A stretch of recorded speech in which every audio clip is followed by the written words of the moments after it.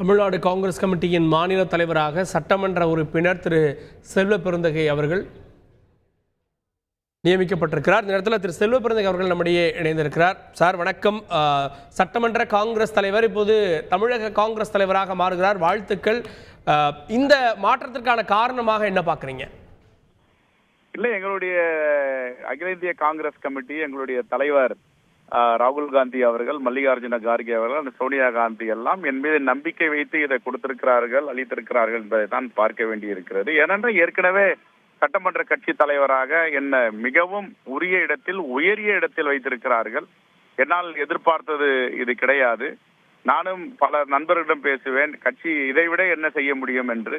அதற்கு மேல் ஒரு படியாக காங்கிரஸ் பேரியக்கத்தின் தலைவராக என்னை நியமித்தது மிகப்பெரிய மகிழ்ச்சி அளிக்கிறது. எங்கள் மூத்த தலைவர்கள், முன்னோடிகள் எல்லாம் தமிழ்நாட்டில் பலமான தலைவர்கள், அனுபவமுள்ள தலைவர்கள் இருக்கார்கள். அந்த தலைவர்கள் எல்லாம் அரவணைத்து அவர்களுடைய ஆலோசனை பெற்று காங்கிரஸ் பேரியக்கத்தை வளர்த்தெடுப்பேன். தேர்தல் ஆண்டுல நியமிக்கப்பட்டிருக்கீங்க. அது உங்களுக்கு ஏன்னா கூட்டணி பேச்சுவார்த்தை நடத்தணும், அது போன்ற விஷயங்கள்ல அது ஒரு சிக்கலான நிகழ்வுகள் இல்லையா? அதெல்லாம் இல்லை, இது எல்லாம் ஒரு கூட்டு முயற்சி தானே, ஒரு சிக்கலும் இல்லை. எல்லா தலைவர்களும் சேர்ந்து ஒற்றுமையாக செய்ய போகிறோம். சமூக நீதி மீது அக்கறை உள்ள தலைவர்கள் தான் எல்லோ தலைவர்களும். ஏற்கனவே இந்த பேச்சுவார்த்தை எல்லாம் எல்லோரும் ஈடுபட்டு இருக்கிறோம். ஆகையால் இதில் ஒரு சவாலும் இருக்காது. மிகவும் நன்றாக நாங்கள் இதை செய்து முடிப்போம் என்ற நம்பிக்கை இருக்கிறது.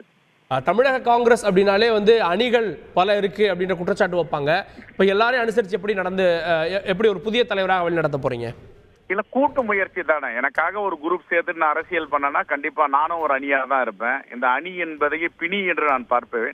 அதனால் என்னை பொறுத்த வரைக்கும் இந்த அணிலாம் கிடையாது. நான் ஒரே ஒரு அணி, டெல்லியில இருக்கிற தலைவர் ராகுல் காந்தி, அன்னை சோனியா காந்தி வழிகாட்டுதல், எங்களுடைய மாபெரும் தலைவராக இன்று 84 வயதிலும் அயராது ஒழித்துக் கொண்டிருக்கின்ற மல்லிகார்ஜுன கார்கே அவர் வழிகாட்டுதலில் நாங்கள் சிறப்பாக இதை எடுத்து செல்வோம். நன்றியும் வாழ்த்துக்களும் திரு செல்வ பெருந்தகை. இணைந்ததற்கு நன்றி.